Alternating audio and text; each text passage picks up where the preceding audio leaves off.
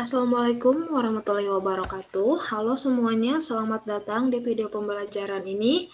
Pada kesempatan ini kita akan membahas tentang agregasi data menggunakan Google Colab berbasis Python ya.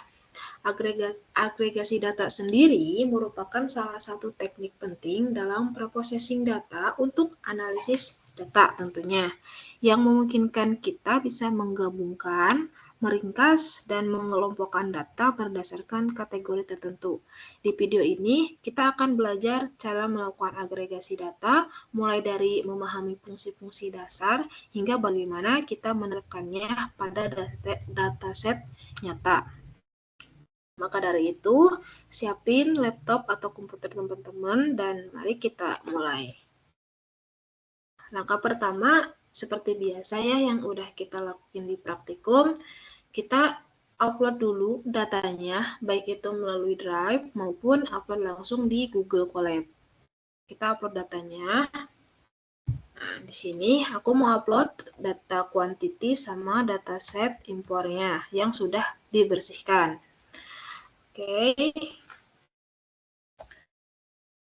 Setelah itu kita copy paste,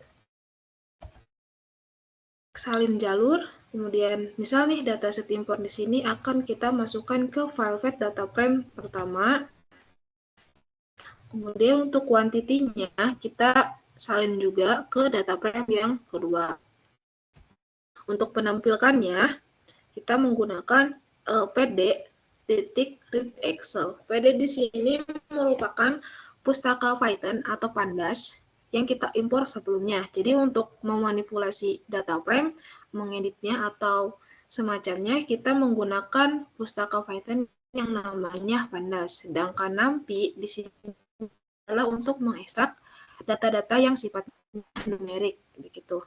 Setelah itu, untuk menampilkannya kita bisa pakai variabel. Jadi di sini adalah variabel untuk membaca file path pertama atau dataset pertama, sedangkan df kedua merupakan variabel untuk membaca file path data frame yang kedua.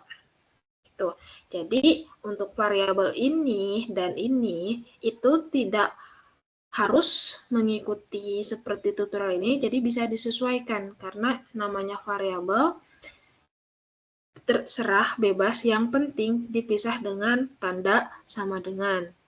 Dan harus konsisten sampai dengan akhir. Kalau tidak, bisa error. Ini di run. Kemudian ini juga bisa di run. Nanti akan muncul tabelnya. Di sini keterangannya ada sebanyak 1237 baris, 27 kolom. Nah, untuk yang data frame kedua juga bisa di running. Muncul sebanyak 229 baris, 6 kolom. Nah, di sini kalau kita analisis, ternyata kolom tahun ada kata tahun. Sedangkan dataset ini akan digabungkan dengan dataset pertama yang mana kolom tahun di sini tidak ada kata tahun dan sifatnya numerik. Sedangkan di sini kolomnya merupakan data-data yang sifatnya kategorikal atau string, sehingga di sini kita bisa ubah nih, rename dulu kolom ini atau headernya dengan cara df yang kedua atau dataset yang kedua kita rename dengan function rename df.rename variabel data frame kita .rename buka kurung kolom sama dengan ini merupakan list dari data kita, list kolom dari data kita. Nah, importer di sini tidak perlu diubah, jadi kita masukin kata importer lagi. Sedangkan tahun 2019 sampai tahun 2023 kita ubah dengan memisahkannya dengan tanda titik 2. Nah, dipisahkan dan kita masukkan kata yang ingin kita ubah. Di sini aku ubah jadi 2019 dengan formatnya angka ya, numerik tanpa ada tanda kutip. Ketika di running dan kita tampilkan,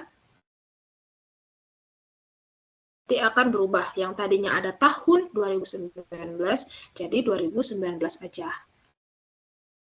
Oke, selanjutnya kalau kita perhatiin lagi di sini kolom tahun itu ke bawah ya, sedangkan di sini ke samping. Jadi kita harus mentransposisikannya terlebih dahulu menggunakan fungsi df2.melt. Jadi kita transposisikan terlebih dahulu dengan ID variabelnya adalah importers. Berdasarkan importers, jadi importer ini tidak diubah. Dan variabel name-nya atau yang akan kita transposisikan adalah years, value name, quantity-nya. Nah, ketika kita running, nanti akan muncul seperti ini. Jadi yang tadinya itu hanya mencakup nama-nama negara atau nama-nama importer, di sini masih nama-nama importer, tapi mungkin ada duplikasi karena tahunnya itu jadi banyak gitu. Tahunnya ada sebanyak 5, sehingga importernya di sini misalnya Jepang, di sini bisa berulang sebanyak 5 kali sesuai dengan tahunnya dan kuantitinya. Nah, setelah ditransposisikan dan bentuk atau formatnya itu sesuai dengan data frame yang akan digabungkan, yaitu data frame pertama, kita bisa gabungkan dengan function merge. Kemudian yang akan digabungkan ke data frame 1, yang akan digabungkan ke data frame 1 adalah data frame 2 melt. Yang tadi, yang ini on importer, atau tujuannya kita akan menggabungkannya sesuai dengan nama-nama importer dan nama-nama atau nama-nama tahunnya. Tuh. Kita running dan kita tampilkan, nanti akan muncul quantity di akhir. Sedangkan importer dan tahunnya itu tidak akan berubah karena di sini sifatnya data-data ini akan menyesuaikan dengan data frame pertama. Misalnya di sini ada data frame namanya itu Aruba, nanti dia akan mencari letak Aruba di sini dan tahunnya di mana dan kuantitinya akan menyesuaikan. Namun di sini ada ketidaksesuaian jumlah barisnya, di mana data frame kedua yang sudah kita transposisikan ada sebanyak 1145, sedangkan data frame pertama itu ada sebanyak 1237. Sehingga ada kemungkinan beberapa negara dan beberapa tahun yang tidak memiliki quantity importer pada tahun-tahun tersebut. Dan di akhir ini ada NaN atau kolomnya itu kosong, sehingga perlu kita perbaiki atau perlu kita isi.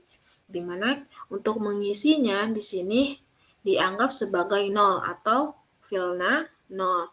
Di mana data frame ini, data frame hasil gabungan dengan kolom quantity kita isi sebagai filenya 0 atau data-data yang kosong itu kita isi dengan angka 0. Kita running dan kita tampilkan yang tadinya itu NaN atau none menjadi 0. Nah, setelah itu kita bisa mengdownloadnya dengan fungsi merge.df, di mana ini merupakan data frame variabelnya .to Excel, seperti biasa ya, untuk mentransformasikannya ke Excel. Ini merupakan nama file kita nantinya, bebas, bisa dinamakan apa. Dan ini adalah format Excel. Jadi kalau CSV ya kita gantinya ke format CSV apa. Indeks false sama dengan false itu artinya indeksnya ini dari 0 hingga sekian itu tidak akan kita masukkan ke Excel, jadi false. Jadi kalau kita mau masukin indeks ini, kita bisa ganti ini jadi true, gitu ya. True.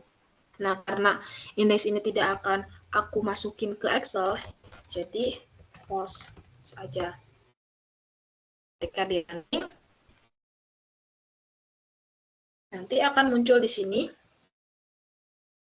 Nah, kalau belum muncul, kita bisa refresh. Nah, muncul di sini dan bisa kita download. Kita download. Oke, aku ulas kembali untuk kode-kode yang digunakan pada proses agregasi data. Dimana yang pertama adalah .read Excel untuk membaca variabel di file fat atau letak dataset kita. Kemudian untuk rename itu adalah mengubah kolom ataupun baris kita seperti apa. Merge merupakan kita ingin menggabungkan berdasarkan data apa saja. Ini merupakan data yang akan digabungkan, DF2-nya. DF1 adalah tujuan kita. Berdasarkan apa? Berdasarkan nilai importer dan nilai tahunnya. Fill-nya adalah untuk mengisi kekosongan atau missing value. Di sini nilainya apa? Bisa disesuaikan kembali. Kalau memang 0, bisa isi dengan 0. Dan to Excel adalah untuk mengekspor ke dalam format Excel. Data-data yang sudah diagregasikan. Jangan lupa untuk mengedit atau manipulasi data frame, kita harus menggunakan import, vanes, dan numpy ya. Karena ini sangat penting untuk Python dalam membaca apa sih yang akan kita lakukan. Kalau kita ingin memanipulasi data frame, kita gunakan Vastaka Pandas. Sedangkan jika ingin menggunakan atau mengelola hal-hal yang sifatnya numerik, kita gunakan numpy. Gitu ya. Oke, mungkin cukup sekian video kali ini. Terima kasih sudah mengikuti video ini dari awal hingga akhir. Semoga bisa bermanfaat bagi teman-teman dalam mempelajari teknik analisis data yang lebih lanjut lagi. Jikalau ada pertanyaan atau hal-hal yang perlu didiskusikan, jangan ragu untuk berkomentar di kolom komentar atau menghubungi aku secara langsung. Oke, mungkin cukup sekian saja. Sampai jumpa di video pembelajaran berikutnya. Tetap jaga kesehatannya. Wassalamualaikum warahmatullahi wabarakatuh.